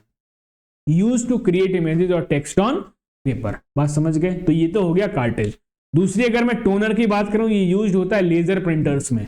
ये टोनर बेसिकली क्या, is a fine dry powder होता है। ये इंक ही होती है, लेकिन कैसी होती है, पाउडर फॉर्म में होती है, made of plastic particles, carbon and colouring agent, जो जिससे भी बना हो, जो यूज लेजर प्रिंटर्स में फोटोकॉपी के लिए यूज होती है। तो टोनर में क्या, ड्राई पाउडर की तरह ये यूज किया जाता है, इंक जो है वो ड्राई पाउडर। ड्रम की अगर मैं बात करूं, ये फोटो रिसेप्टर ड्रम या फिर इसको इमेजिंग ड्रम भी बोलते हैं। अब ड्रम जो है वो क्या करता है प्रिंटर्स में, ये सिलिंड्रिकल रोटेटिंग कंपोनेंट होता है, जिसकी मदद से जो टोनर पाउडर है वो पेपर पर स्प्रेड होता है, इसी की मदद से तब जाके कोई ना कोई इमेज है या कोई ना कोई टेक्स्ट जो है वो इस पे प्रिंट होता है। तो इसको often heart of laser printers भी बोला जाता है, किसको, ड्रम को। बिना ड्रम यूनिट के, भले ही आपके पास टोनर है, लेकिन बिना ड्रम के आप उस पर प्रिंट नहीं कर सकते हो, ठीक है ना। इंकजेट प्रिंटर की अगर मैं बात करूं, तो पहला टाइप है नॉन इंपैक्ट में इंकजेट प्रिंटर्स। तो इंकजेट प्रिंटर आपका कैसा हो गया, नॉन इंपैक्ट हो गया, पहली चीज, ठीक है, ये आपसे पूछ लिया जाएगा, है ना। These printers make prints by spraying a pattern of ink droplets on the paper with the help of a nozzle और जेट। एक नोजल या जेट की मदद से पेपर पर इंक को ड्रॉपलेट्स के फॉर्म में स्प्रे किया जाता है, ताकि कोई भी प्रिंट जो है वो आप कर पाओ। A nozzle has a small holes to eject small droplets of ink. Inkjet printers used a special type of ink that usually contains iron material. Inkjet printers stored ink in cartridges. बात समझ में आ गई? जो inkjet printer होते हैं वो अपनी ink को किस में स्टोर करके रखते हैं, कार्ट्रिजेस में स्टोर करके रखते हैं, है ना। कुछ ऐसे होते हैं, ये होता है आपका इंकजेट प्रिंटर, ठीक है। लेजर प्रिंटर की बात करें, लेजर प्रिंटर हो गया आपका। अब देखो लेजर प्रिंटर की बात करें तो ये नॉन इंपैक्ट का पार्ट है, इसको पेज प्रिंटर भी बोलते हैं। क्या बोलते हैं, पेज प्रिंटर। अब लेजर की बात करी है तो लेजर का फुल फॉर्म जरा बता दो, है ना, इसका फुल फॉर्म कमेंट में बता दो क्या होता है, फुल फॉर्म बताओ इसका क्या होता है, मैं तो बाद में बता ही दूंगा, ठीक है। When the print command is given, जैसे प्रिंट कमांड दी जाती है, लेजर बीम प्रोड्यूस होती है, ठीक है।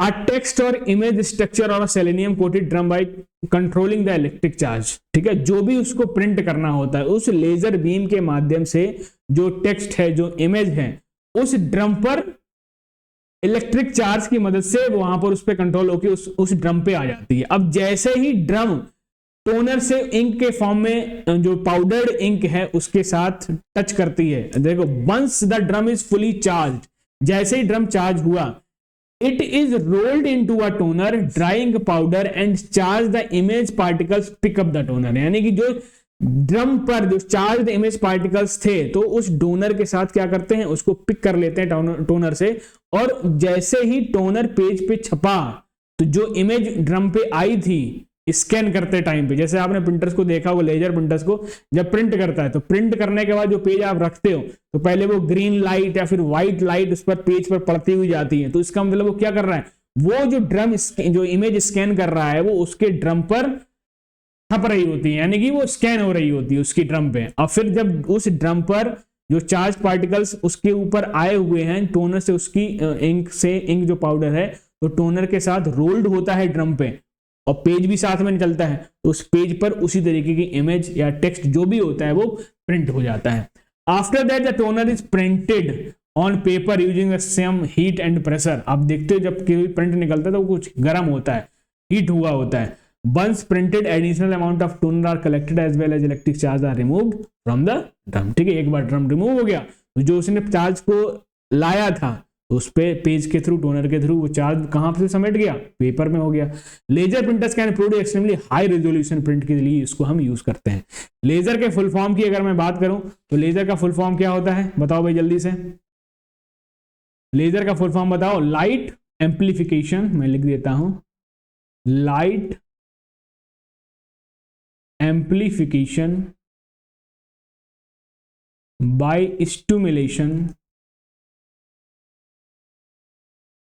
stimulated emission of radiation, emission of radiation, ध्यान रखना। तो ये हो सकता है फुल फॉर्म भी आपको कहीं पूछने को मिल जाए।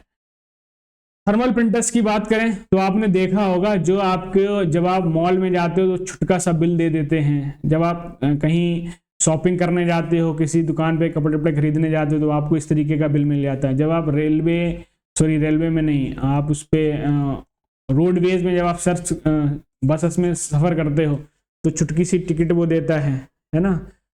तो वो सारी चीज़, जब आपका बिजली वाला बिल निकालने आता है, अब तो सारी चीज़ें बंद होने लगी धीरे धीरे, अब तो सब ऑनलाइन होने लगा है, तो जो बिल निकाल कर, तो वो सारे के सारे प्रिंटर्स कैसे होते हैं, थर्मल प्रिंटर्स होते हैं।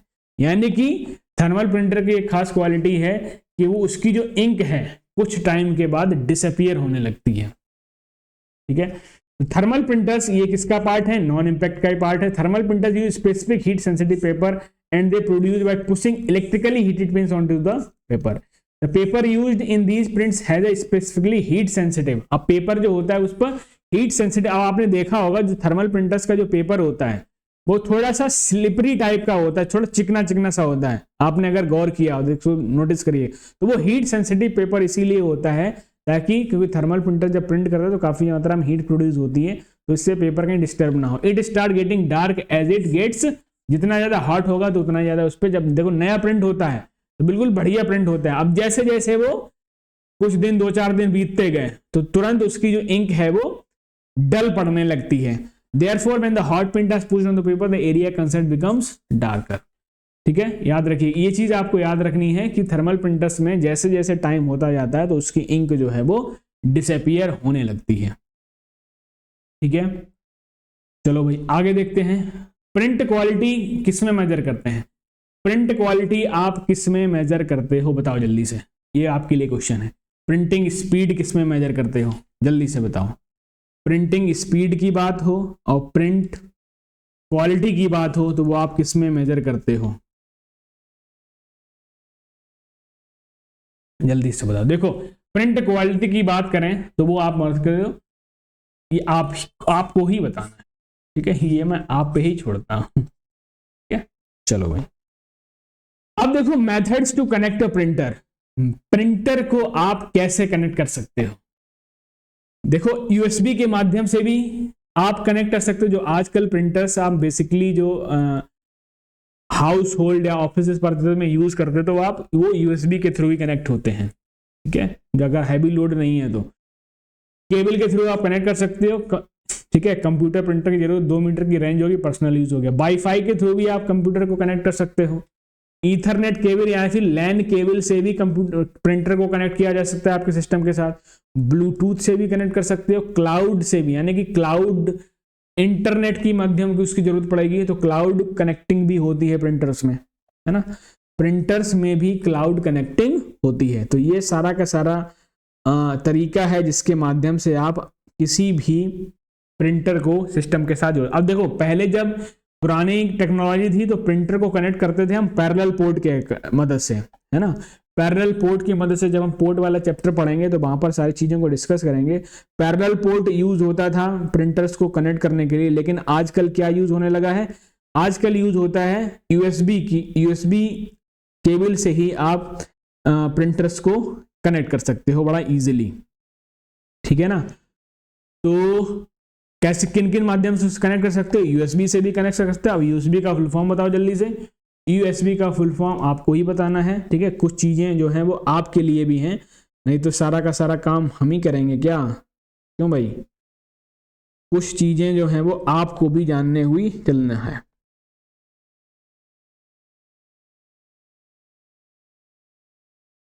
यूएसबी का फॉर्म बताइए। तो मेथड आपको 5 समझ में आ गए। यूएसबी से भी कनेक्ट कर सकते हैं, और आप वाईफाई से भी कनेक्ट कर सकते हो, ईथरनेट से भी कनेक्ट कर सकते हो, ब्लूटूथ भी हो गया आपका, है ना, और क्लाउड कंप्यूटिंग हो गया। तो ये सारी चीजें जो है वो आपको ध्यान में रखनी है, ठीक है। Devices act as both input and output devices. अब देखो मॉडम है, मॉडम जो है वो इनपुट की तरह भी काम करता है और आउटपुट की तरह। कैसे? अब मॉडम का फुल फॉर्म क्या होता है भैया? मॉडम का फुल फॉर्म क्या होता है? Modulator and demodulator. मॉड्यूलेटर और डीमॉड्यूलेटर, बात समझ गए? अब मॉड्यूलेटर टू डीमॉड्यूलेटर, इसका मतलब क्या होता है? जो एनालॉग सिग्नल्स आ रहे हैं उनको डिजिटल में कन्वर्ट करना, और जो डिजिटल सिग्नल हैं उनको एनालॉग में। तो एक सिग्नल कंप्यूटर सिस्टम में आया, फिर उसी मॉडम ने कंप्यूटर सिग्नल्स को दूसरी तरीके से भेजा, तो दोनों तरीके से काम किया ना, तो मॉडम क्या है? इनपुट आउटपुट दोनों की तरह। फैक्स रिसीव भी होता है, फैक्स आप कर भी सकते हो। टच स्क्रीन मैंने बताई दिया। डिजिटल कैमरा की देखो बात करें, डिजिटल कैमरा आपने जब पिक्चर को क्लिक किया, तो जब आपने पिक्चर को क्लिक किया तो वो आपने इनपुट ले लिया कैमरा के अंदर, जब पिक्चर क्लिक हो गई। अब क्लिक होने के बाद देखो डिजिटल लगा है वर्ड, क्या लगा? डिजिटल कैमरा की बात हो रही है, यानी कि डिजिटल कैमरा में स्क्रीन भी होती है। तो जो पिक्चर जैसी आई है, आपने क्लिक करी, तो कैमरामैन देखता है कि पिक्चर सही तो है, कुछ ऐसा तो नहीं है कि गड़बड़ हो गया, आंखें बंद हो गई, या कभी बाद में पता चले कि तुमने कैसी फोटो ली। तो वो पिक्चर को क्लिक करने के बाद हर एक पिक्चर को देखता है। जब वो देखता है तो कहां देखता है? उसकी स्क्रीन पर देखता है। तो दोनों तरीके से काम हो गया, ठीक है। हेडसेट की बात करें, ठीक है, तो जो आपके कान में फुंथड़ू लगे होते हैं उनसे आप सुन सकते हो, जो आपके मुंह के सामने माइक होता है उससे आप बोल सकते हो। तो एक तरीके से आवाज आपके कानों में आ रही है, एक तरीके से आवाज जो है आपके माइक से अंदर जा रही है, यानी कि माइक्रोफोन भी है और स्पीकर्स भी हैं। तो हेडसेट जो है वो इनपुट आउटपुट दोनों की तरीके से काम कर रहा है। बात आई समझ में? क्लियर हुई बात कि नहीं? अब आगे चलते हैं। अब देखो मॉड्यूलेटर और डिमॉड्यूलेटर का काम क्या होता है वो हम आगे डिस्कस करेंगे। एनालॉग सिग्नल को एनालॉग टू डिजिटल सिग्नल्स और digital to analog, digital to analogue,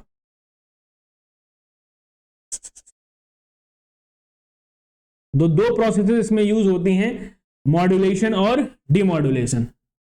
अब देखो डिजिटल टू एनालॉग, डिजिटल से एनालॉग, तो आपको एक वर्ड याद रखिए, डैम। क्या याद रखना है आपको? डैम। मैं आगे भी बताऊंगा। डिजिटल से एनालॉग होता है मॉड्यूलेशन, तो ये भी चीज याद रखिएगा।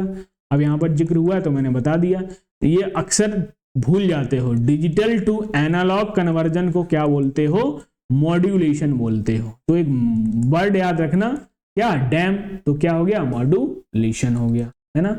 अब एनालॉग टू, अब ये दूसरा आसान हो ही जाएगा, ठीक है। एनालॉग टू डिजिटल, ये क्या हो गया? डीमॉड्यूलेशन हो गया, है ना। ये मॉड्यूलेशन और डीमॉड्यूलेशन, ठीक ना। मॉड्यूलेटर डिमॉड्यूलेटर समझ गए, मॉडम का फुल फॉर्म हो गया। डैम से याद रखिएगा डिजिटल टू एनालॉग, यानी कि digital analog modulation, digital to analog modulation, ठीक है। ये आपकी कुछ आउटपुट डिवाइसेस हैं, याद रखिएगा। Printer, fax machine, Braille reader भी आपका आउटपुट डिवाइस है, स्पीकर्स है, हेडफोन्स हैं, स्पीकर भी आउटपुट डिवाइस है ना। Digital signal displaces, virtual reality headset है, प्रोजेक्टर है, smart board, interactive white board, touch screen, dual input output है, मॉनिटर, वीडियो यानी कि विजुअल डिस्प्ले यूनिट बोला जाता है उसको। तो सारी आउटपुट डिवाइसेस। एक वर्ड आता है पेरिफेरल डिवाइसेस, ठीक है, हो सकता है ऐसा क्वेश्चन पूछ लिया जाए। पेरिफेरल डिवाइसेस क्या होती हैं? तो पेरिफेरल डिवाइसेस की अगर मैं बात करूं तो जितने भी एक्सटर्नल डिवाइसेस हैं जो कंप्यूटर के साथ कुछ एड ऑन करने के लिए यूज करें। अब जैसे मान लो सीपीयू है, अगर आपके साथ सीपीयू लगा हुआ है तो सीपीयू अपने से वर्क कर रहा है, उसको किसी दूसरे की जरूरत तब पड़ती है अगर आपको कुछ स्क्रीन देखनी है तो मॉनिटर की जरूरत, अगर आपको माउस का कर्सर का यूज करना है तो माउस की जरूरत, आपको कीबोर्ड से इनपुट देना है तो कीबोर्ड की जरूरत। तो ऐसे ही तो अलग अलग स्पेसिफिकेशन यानी कि अलग अलग फंक्शन के लिए आप चीजें असेंबल करके उसके साथ कनेक्ट करते हो एक्सटर्नली। तो वो सारी की सारी डिवाइसेस क्या हैं, पेरिफेरल डिवाइस हैं। तो पेरिफेरल इनपुट भी डिवाइस हो सकती है और आउटपुट डिवाइस भी हो सकती है, याद रखिएगा। अब जैसे सीपीयू है आपका, आपने सीपीयू उसको पावर दी, उसको स्विच ऑन करिया, अब उसका काम चालू हो गया, लेकिन चीजों को आपको देखना है तो कैसे देख पाओगे, मॉनिटर लगाना पड़ेगा, कीबोर्ड लगाना पड़ेगा, माउस का अलग फंक्शन कराने के लिए माउस को कनेक्ट करना पड़ेगा। तो इन सारी डिवाइसेस को ही कहते हैं पेरिफेरल डिवाइसेस। क्लियर, ये इनपुट और आउटपुट दोनों तरीके से काम करते हैं। अब आ जाते हैं इंपॉर्टेंट क्वेश्चंस की तरफ। अभी तक आपने जितना सीखा, कोई डाउट हो तो प्लीज कमेंट करिएगा, है ना, कोई डाउट हो तो आपको कमेंट करना है। तो यहां तक आपने सभी लोगों ने समझा कि क्या क्या चीजें किस किस तरीके से कैसे काम करती हैं। मैं चलो इसको भी बता देता हूं, ठीक है। प्रिंट क्वालिटी की बात करूं तो डीपीआई में मेजर करते हैं, ठीक है, डॉट्स पर इंच। और प्रिंटिंग स्पीड की अगर मैं बात करूं तो पीपीएम, पेज पर मिनट, ठीक है। अगर आपसे एक ऑप्शन में पेज पर मिनट नहीं है, ठीक है, तो कैरेक्टर पर सेकंड भी हो सकता है ना। प्रिंटिंग स्पीड जो है वो कैरेक्टर पर सेकंड में भी मेजर करी जा सकती है, लाइन पर मिनट में भी मेजर करी जा सकती है ना। और पीपीएम यानी कि पेज पर मिनट में भी मेजर करी जा सकती है, डीपीआई डॉट्स पर इंच, ठीक है, याद रखिएगा। तो इसी तरीके से हमने सारी चीजों को डिस्कस करते हुए चले। किसी भी तरीके में किसी में अगर आपको कोई डाउट हो तो एक बार जरूर डिस्कस कर लेना, ठीक है ना। आपको क्लास पीडीएफ जो है वो ये मिल जाएगी। तो चलें भाई अपने क्वेश्चंस की ओर, आ जाओ भाई। तो सीधे आ जाते हैं हम अपने क्वेश्चंस पे।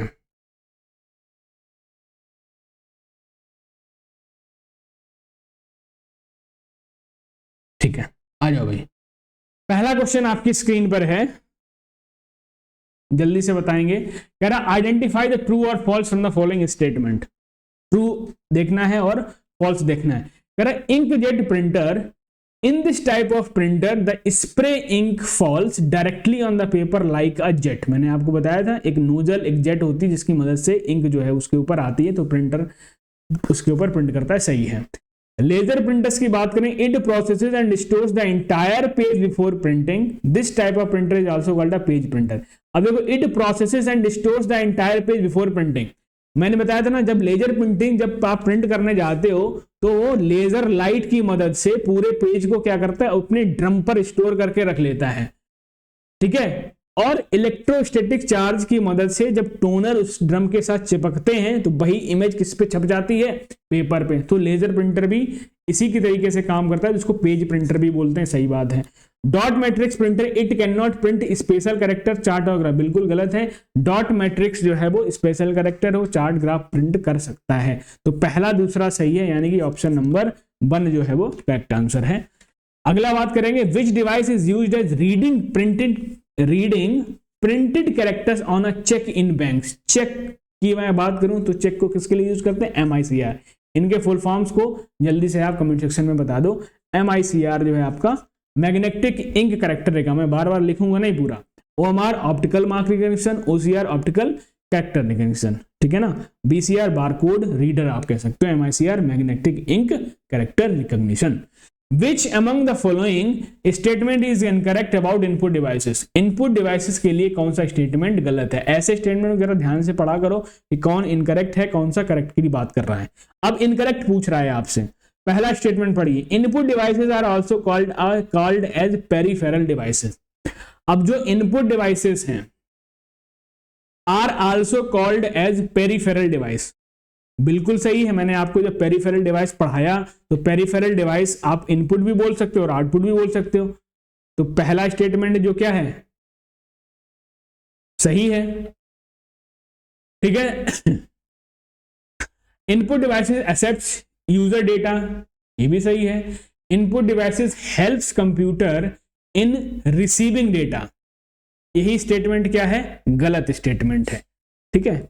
ये भी आपका सही है, ये भी आपका सही है। Optical mark reader is an input device, OMR, ये भी आपकी क्या है, इनपुट डिवाइस है, बिल्कुल है कि नहीं है। इनपुट डिवाइस हेल्प्स कंप्यूटर इन रिसीविंग डेटा, इस C नंबर भी तो सही है, डेटा को रिसीव कराने में ही तो मदद करती है input device.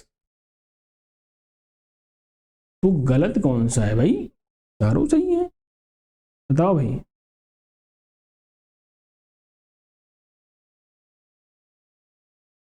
Which among the following statement is incorrect for input devices?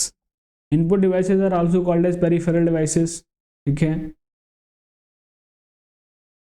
लेकिन नहीं, ठीक है। देखो क्या है, पहला स्टेटमेंट जो है वो आपका गलत है। क्यों गलत है मैं आपको बताऊं। Input devices are also called as peripheral devices, सही बात है, लेकिन पेरिफेरल डिवाइसेस जो है वो इनपुट और आउटपुट दोनों की तरीके से काम करती हैं, है ना। तो पहला स्टेटमेंट जो है वो आपका गलत होगा। Input devices accepts user data, बिल्कुल सही है, ठीक है। इनपुट डिवाइसेस हेल्प्स कंप्यूटर इन रिसीविंग डेटा, सही है। Optical mark reader is an input device, ये भी सही है। तो ऑप्शन नंबर पहला जो है वो गलत हो जाएगा आपका इसके रिगार्डिंग। अगर ये होता कि peripheral device is a input device are also called as input devices, तो ये स्टेटमेंट सही हो जाता, है ना। अब लिखा है input devices are also called as peripheral devices. Peripheral devices तो आउटपुट की तरह भी तो होती हैं, है ना। तो ऑप्शन नंबर 3 पहला हो जाएगा गलत, बाकी 3 सही। आगे देखते हैं question number 4। A plotter can produce high quality vector graphics, बिल्कुल सही है कि हाई क्वालिटी वेक्टर बॉक्सेस के लिए प्लॉटर का यूज करते हैं। It is an input device, input device नहीं है भैया, आउटपुट डिवाइस है, तो ओनली 1 सही हो जाएगा। द कीबोर्ड की लाइक्स कैप्स लॉक, जल्दी से क्वेश्चन पढ़ो जिसका जवाब दो।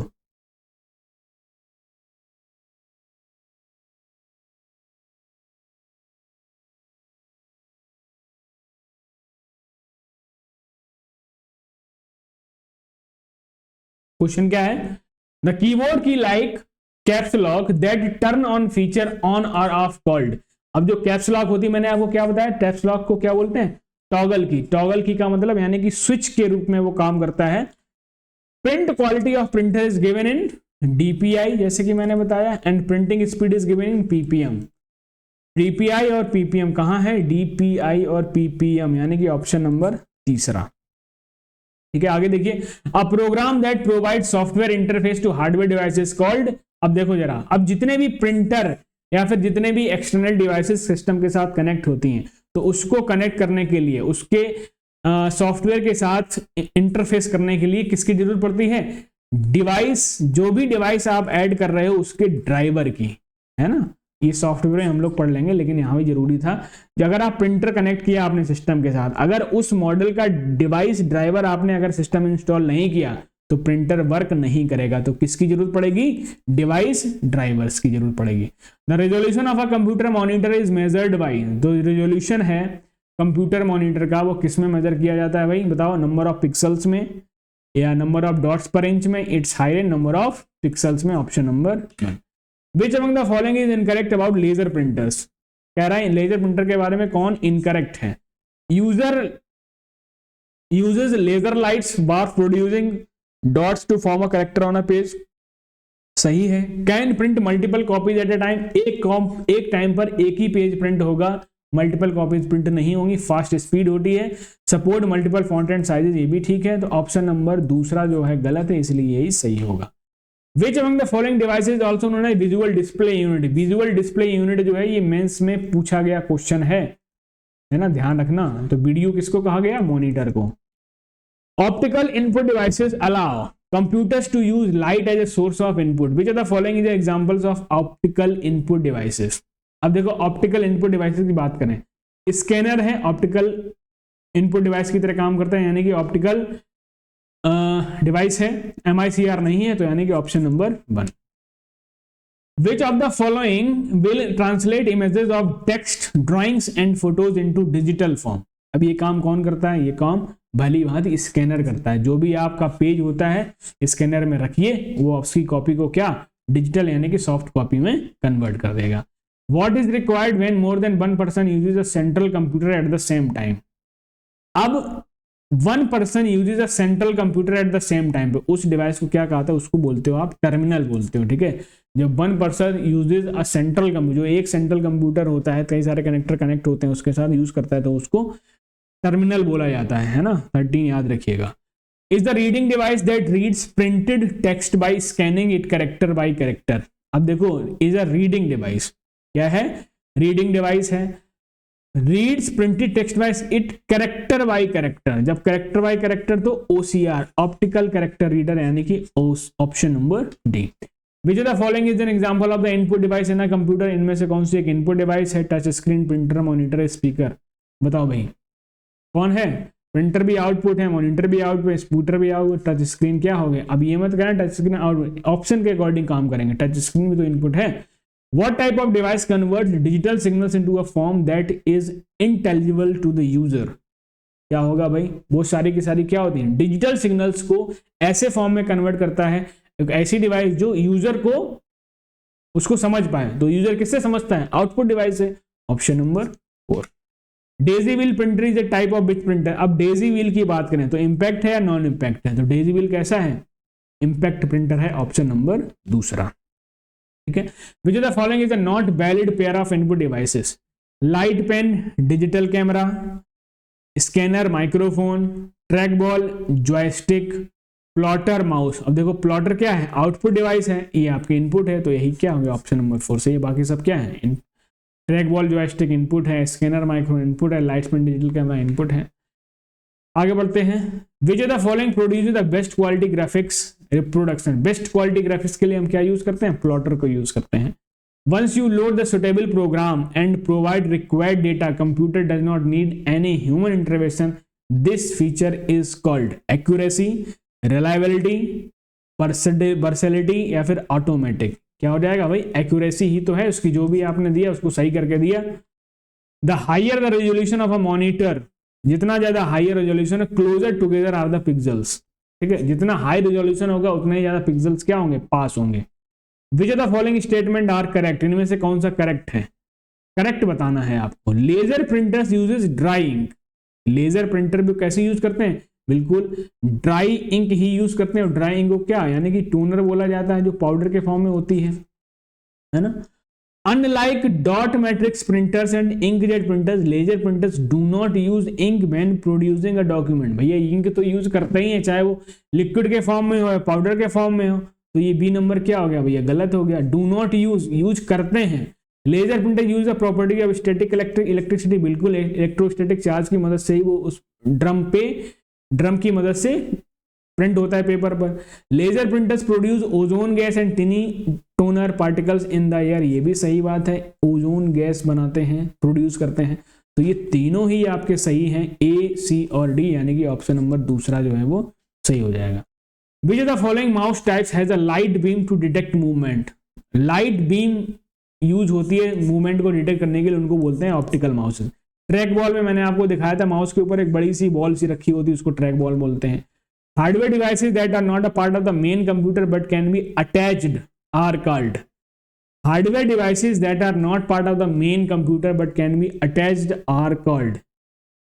मेन पार्ट नहीं होता है उनको लेकिन क्या बोला जाता है, पेरिफेरल्स बोलते हैं, option number B. Which of the following is an input device that controls pointer movement using a rotating ball. क्या बोलते हैं उसको, ट्रैक बॉल बोला जाता है, ऑप्शन नंबर बी, ठीक ना। तो उम्मीद करते हैं आपको सेशन जो है वो मजा आया होगा, ठीक है। ये रहेगा हमारा क्लास 2 लेक्चर नंबर 2। उम्मीद करते हैं आपको सेक्शन बढ़िया लगा होगा, ठीक है। जो भी डाउट हो आप अपने कमेंट सेक्शन में कमेंट कर सकते हो, ठीक है। पीसी बैच जो हमारा ऑलरेडी लॉन्च्ड है, ठीक है, आप इसमें एनरोल कर सकते हो इजीली। सीजीएल मेंस का बैच चल ही रहा है ना। कंप्यूटर फॉल जो भी दिल्ली पुलिस के लिए तैयारी करना चाहते हैं तो अभी भी मौका है, तो आप इसमें एनरोल कर सकते हो, है ना। और जीके प्लस कंप्यूटर चाहते हो तो उसके लिए भी अवेलेबल है, ठीक है। जीके 4.0 लॉन्च हो चुका, कॉम्बो बैच भी आपको अवेलेबल है, ठीक है। तब तक के लिए बहुत बहुत धन्यवाद, आप इस क्लास के साथ जुड़े, आपने अंत तक देखा होगा आई होप। और अगर मजा आया है तो बस मैं आपसे इतना ही मांगता हूं और कुछ नहीं, ठीक है ना। अगर आपको मजा आया है तो आपको सिर्फ एक कमेंट करना है, जरूर कमेंट करना है, एक प्यारा सा कमेंट करना है आपको बस, ठीक है। जो भी आप सुझाव अगर आप देना चाहते हो तो उसको भी ऐड ऑन कर सकते हो। बाकी मिलेंगे हम अगली क्लास हमारी लाइव क्लास रहेगी। तब तक के लिए नमस्कार, खुश रहिए, थैंक यू।